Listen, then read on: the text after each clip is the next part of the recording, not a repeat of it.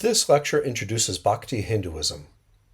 Bhakti emerges in the south of India in the 6th century of the Common Era. It becomes, by the 16th century, the predominant Hindu practice, first in India and then globally. Today, the vast majority of Hindu people follow Bhakti marga. It helps to review Hinduism's central narrative so we understand what distinguishes Bhakti marga from other practices of Hinduism. Humanity's problem is that we cannot easily escape the relentless cycle of death and rebirth unto suffering called samsara. Our thoughts, desires, and actions generate karma. Whatever we put into the world ultimately comes back to us. Karma repays us in the next life, if not in this one. Because people inevitably die without having been repaid for all the good and bad they cause, they end up being born again. Both karma marga and jnana marga encourage a person to take charge of their own spiritual destiny through their actions. With karma marga, people seek liberation through selfless action that supports their true selves, their families, societies, and the divine order of the world. With jnana marga, or philosophical Hinduism, people search for wisdom about ultimate realities through meditation. What is Bhakti marga? With Bhakti Hinduism, spiritual liberation comes from divine intervention. People develop a heartfelt relationship that initiates an exchange between a person and their personally chosen Ishta Devata, the god of their devotion. A person's love of God invites divine favor in return, both in their lives today and at the end of life, either with a favorable reincarnation or with a spiritual liberation. In Bhakti Hinduism, people do not speak of God as an impersonal abstraction. Rather, a god's personal attributes of physical appearance, emotion, and desire make them more approachable. They express a broad range of emotions, experience disappointments, struggle, and experience sensual pleasure. Hindu gods are more like human beings. In India, more people choose Shiva as a personal god than any other deity. Shiva is known as the destroyer, which makes him seem like an odd choice for personal devotion. But as Shiva destroys, he makes way for new creation. Both wrathful and loving, he has a reputation for reconciling opposites and maintaining balance. Some people believe that Shiva gives spiritual liberation to everyone who dies in Varanasi. Krishna is one of the 10 avatars of Vishnu, a warrior in the Mahabharata. He is often depicted with Radha, his consort. Vishnu has the reputation for being a trickster, and every year, people remember his reputation as a playful romantic during the festival of Holi. In Hindu practice, Mahadevi, or the Divine Mother, names all expressions of feminine divine energy whom people experience personally. Many Hindu people simply call her Ma, Mother. People also call feminine deities Shakti, a word for the divine energy that all gods need to make anything happen. In Bhakti Hinduism, people cultivate devotion to a number of goddesses, some of whom are mild and auspicious, like Lakshmi, the goddess of prosperity and good fortune. Other goddesses act wildly and evoke terror, like Kali, the goddess of cremation grounds and battlefields.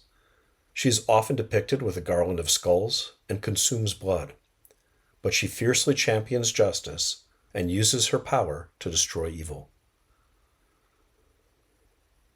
People who practice Bhakti Hinduism describe their relationship with their Ishti Devata, their personal god, with analogies to human relationships.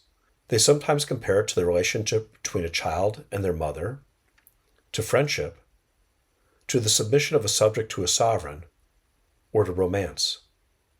At times, a relationship between a devotee and a god can have an erotic tone.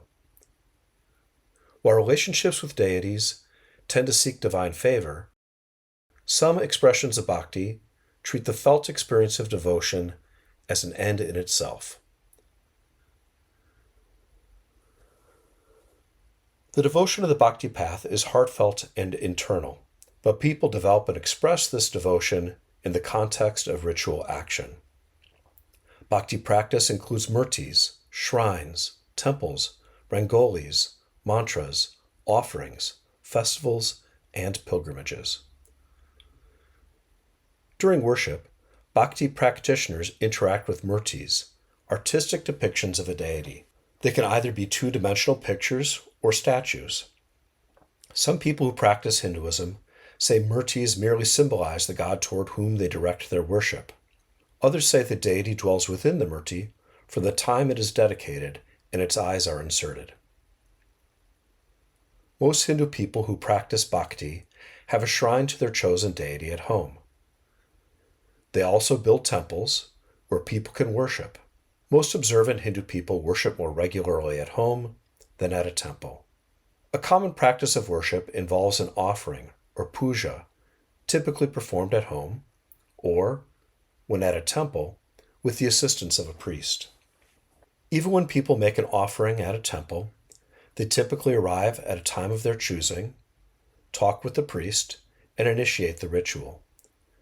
This is not usually an experience of congregational worship performed as a shared work by a community, but is rather an act initiated by a person or a small group.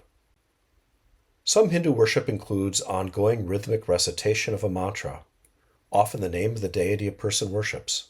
It is also common to see geometric patterns such as these, called rangoli, drawn near the entrance of temples or drawn outside someone's home.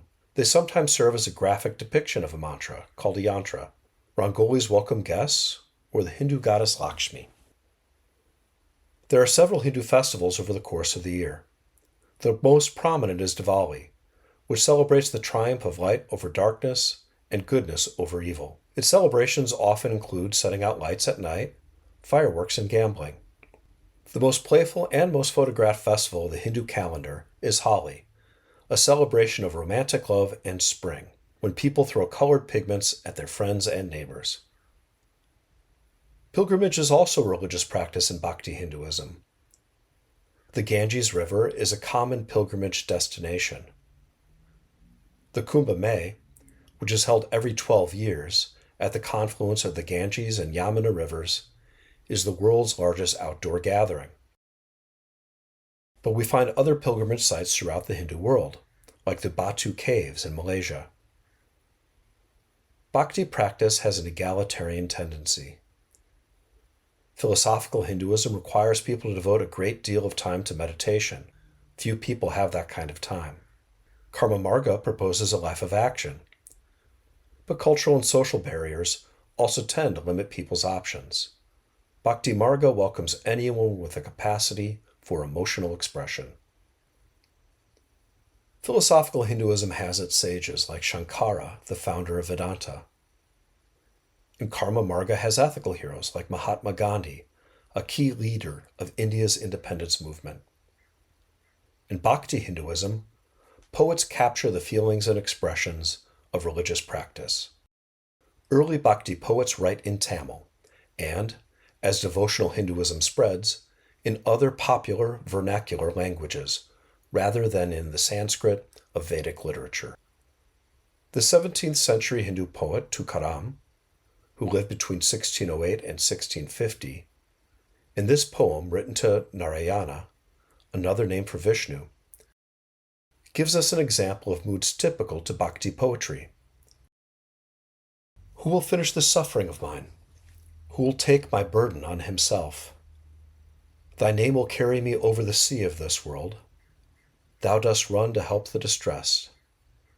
Now run to me, Narayana, to me, poor and wretched as I am. Consider neither my merits nor my faults. Tukaram implores thy mercy. A poet's status hinges not on caste, education, or gender, but on their ability to capture well with words the experience of devotion. The bhakti path, like other paths of Hindu practice, generates a literary corpus in Sanskrit, which are called the Puranas. Some Bhakti adherents call these works a fifth Veda. Many of these writings tell stories of Hindu deities, often with specific reference to the geographic features of a local holy site. Temple Hinduism in the U.S. today plays out in congregations often founded by immigrant communities. They tend to reflect the culture and languages of the families who start them. Some are built in storefronts or in decommissioned churches, and others have been built with architecture more typical of temples in South and Southeast Asia. The Harvard Diversity Project estimates that there are 850 temples in the U.S. today. Many Hindu temples also operate as community centers and have spaces for community celebrations, performances, classes, and some even offer congregational experiences of worship. In summary, Bhakti Hindu practice focuses on devotion to a personal God. Gods and goddesses of Bhakti devotion have personal traits, and people describe their relationships to Hindu deities using analogies to human experience. Bhakti practitioners develop and express a heartfelt devotion to a Hindu god through ritual actions like puja, prayers, festivals, and pilgrimage. Vernacular poetry expresses the moods and motivations of Bhakti devotion. Sanskrit literature, called the Puranas, connects stories of Hindu deities to local holy sites. In the U.S., Hindu temples tend to serve both as places of worship and as community centers.